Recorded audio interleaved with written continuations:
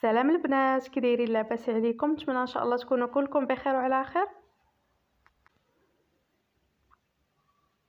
اليوم غادي نشارك معكم طريقتي في العسل،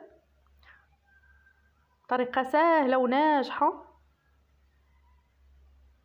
كما كتشوفوا العسل كيجي خاطر، كيجي زوين. ملي كنشوفوا هكا العسل ولا خيط ما كيتقطاش كنعرفوه راه طايب مزيان.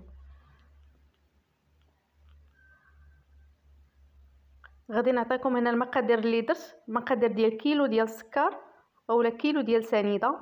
انا درت سنيده، وعندي 2.5 كيسان ديال الماء، والكاس الثالث خديت شويه ديال الزعتر، واحد شويه ديال اتاي شعره درتهم كيطبخوا وخديت منهم كاس، وعندي عويدات ديال القرفه وواحد الحامضه مقطعه دوائر. وداك الكاس اللي فيه الزعتر واتاي راه اختياري، اللي ما بغاش يدير الزعتر مع اتاي يدير 3 د الكيسان د الماء ونص. المهم داك الزعتر مع اتاي راه كيجي زوين، غير ديروه على حسابي. غادي ناخذ كوكوط كنديروا فيها داك كيلو ديال سنيده، كنزيدوا الماء وداك الكاس ديال الزعتر مع اتاي. كما قلت لكم اللي ما بغاش ديروا تعوضوا بالكاس ديال الماء عادي.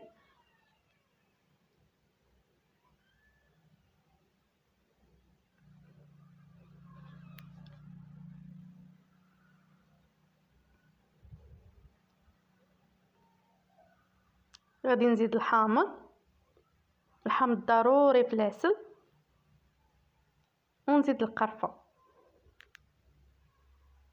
دابا غادي نحرك مزيان ديك سنيده.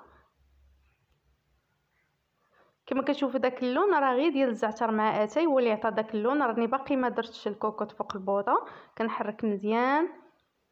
ودابا عاد غندير الكوكوط فوق البوطه وغادي نخليها حتى تبدا تطبخ. ضروري نخليوها تطبخ واحد 5 دقائق هكا كتبدا تطبخ. ملي كتولي بحال هكا كنقصوا العافيه على المهل، ما كنديروا لا غطايه لا والو.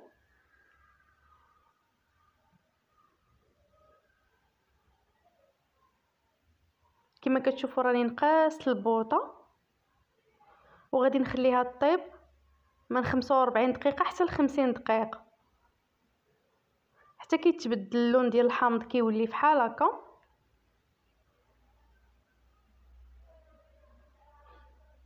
صافي غير كيولي الحامض بحال هكا، واخا كتبان لينا العسل راه خفيفه صافي غير غتبرد غادي تعقد.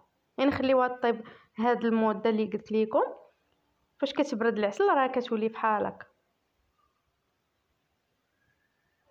غير جربوها غادي تنجح معاكم. نتمنى ان شاء الله يعجبكم الفيديو. السلام عليكم.